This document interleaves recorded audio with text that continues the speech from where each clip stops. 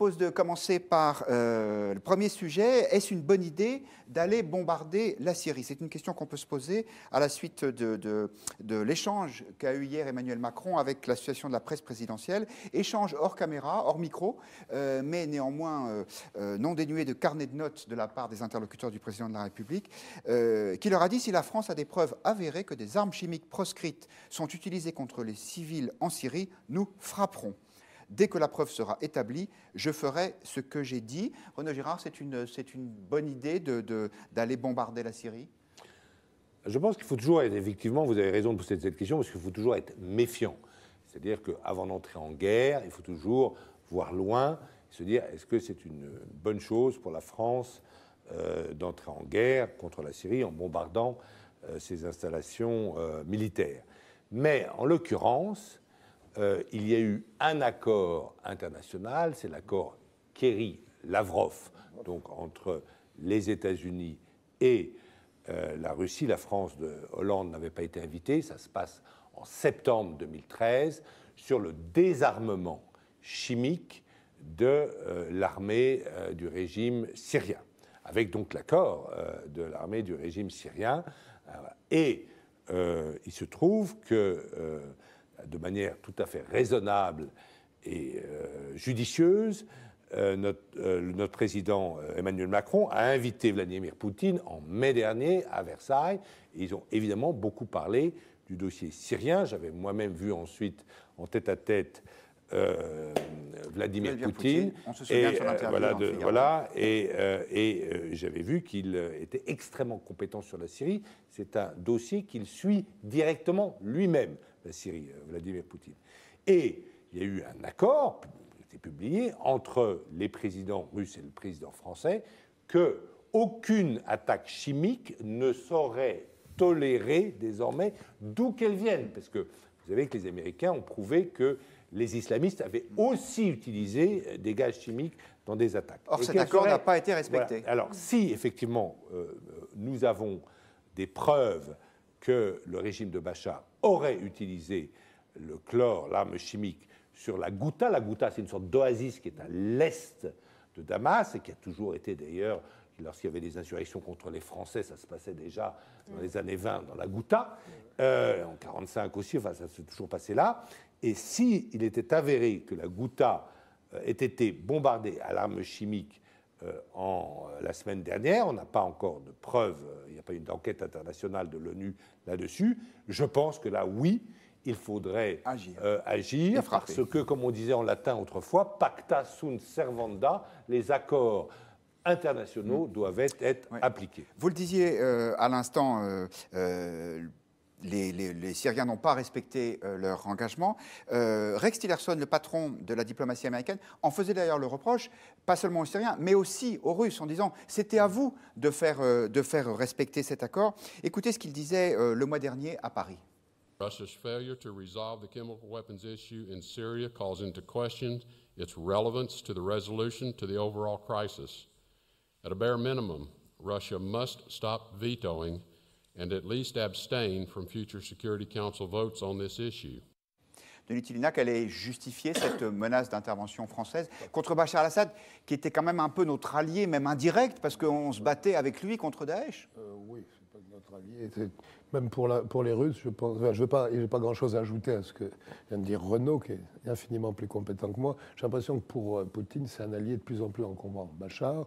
Deuxièmement, je pense qu'il n'y aura pas de solution avec Assad, au fond. Et troisièmement, je pense que depuis Hitler et Staline, c'est le plus grand tueur en Syrie de l'histoire de l'humanité du XXe siècle. Enfin, on est au XXIe. Donc, il y a un moment... Il y a eu Pol Pot. Oui, Pol Pot. J'oubliais pas. Le génocide du Rwanda, il y en a eu d'autres.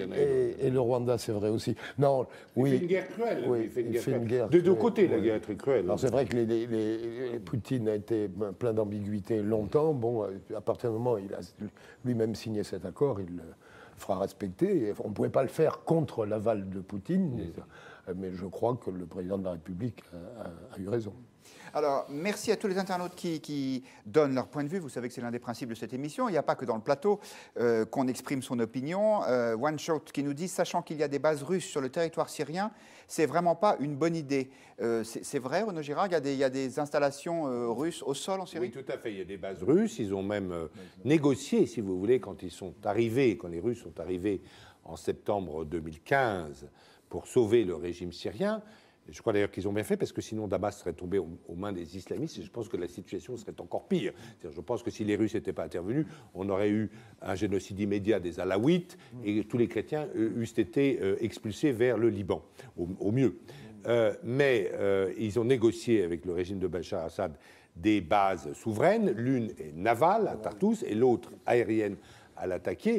Mais si il y avait des frappes françaises, elles seraient en tout cas évidemment faites en collaboration, en coopération avec la Russie, parce que ce qui a été décidé à Versailles, c'est que la Russie et la France agiraient ensemble contre quiconque violerait l'embargo chimique. Donc il est évident, pour répondre à cet auditeur, il est évident que l'armée russe serait au courant de nos actions militaires. D'autres internautes font part de leur réticence sur cette intervention possible. Patricia qui nous dit rien à proposer pour aider les Kurdes, point d'interrogation. Les Kurdes dont on sait qu'ils sont l'objet d'une offensive féroce de l'armée turque. Et puis 94 Sirob qui nous dit quand nos politiques sont incapables de gérer la France, mieux vaut ne pas aller semer la zizanie à l'étranger. Est-ce votre avis, Guillaume de Monjou? Moi, je pense qu'en effet, les Kurdes étaient nos alliés. Ne nous trompons pas d'ennemis. Hein. Les ennemis, c'est les djihadistes aujourd'hui. C'est vraiment la vraie figure à combattre et à essayer de neutraliser. Et je dirais que dans ce combat, c'était plutôt les Kurdes, nos amis. Donc là, on leur a fait un très mauvais coup. Et je crois que notre position sur la Syrie depuis 6 ans est absolument indéfendable, et toutes les séquences l'ont été. Et d'ailleurs, le mot ligne rouge, je le trouve extrêmement maladroit de la part d'Emmanuel Macron. C'est le mot qu'il a utilisé hier en disant que ce sera une ligne rouge sur la Syrie, l'emploi de ces armes chimiques, parce que c'est le même mot qu'avait employé Barack Obama en août 2013 et qui n'est pas intervenu après le vote au Congrès, etc. Et donc en fait, c'est le mot qui représente déjà toute une espèce d'incantation. C'est le fier à bras, quoi. C'est le mot fier à bras qui finalement n'a pas d'issue sur le terrain. Et la vraie bataille, elle est sur le terrain. Et je pense que notre intervention, si on la faisait pour taper 3 endroits en Syrie éventuellement, elle n'aurait pas vraiment un impact sur le rapport de force réel qui est sur le terrain. C'est un concept, vous avez tout à fait raison, c'est un concept stratégique très peu utile, la ligne rouge. On n'a jamais vu d'ailleurs De Gaulle employer ce mot de ligne rouge. Lorsque Bourguiba a pris la base, c'était Mersel-Kébir, je crois, Bizerte, la base de Bizerte la base de Bizerte par surprise, eh bien, il n'y avait pas eu de ligne rouge, il s'est pris les parachutistes français sur le dos et on a libéré Bizerte. Non, je crois qu'il ne faut pas se lier, c'est très mauvais de se lier par des lignes rouges, ou même il ne faut pas donner à l'ennemi son intention. Quand Barack Obama a dit qu'il ne mettrait jamais des boots on the ground en Afghanistan ou qu'il limiterait le contingent américain en Afghanistan, immédiatement, ça a donné de la puissance aux talibans. Donc il ne faut pas indiquer sa stratégie à l'avance à l'ennemi et il ne faut pas se lier les mains. Vous avez tout à fait raison de critiquer ce concept de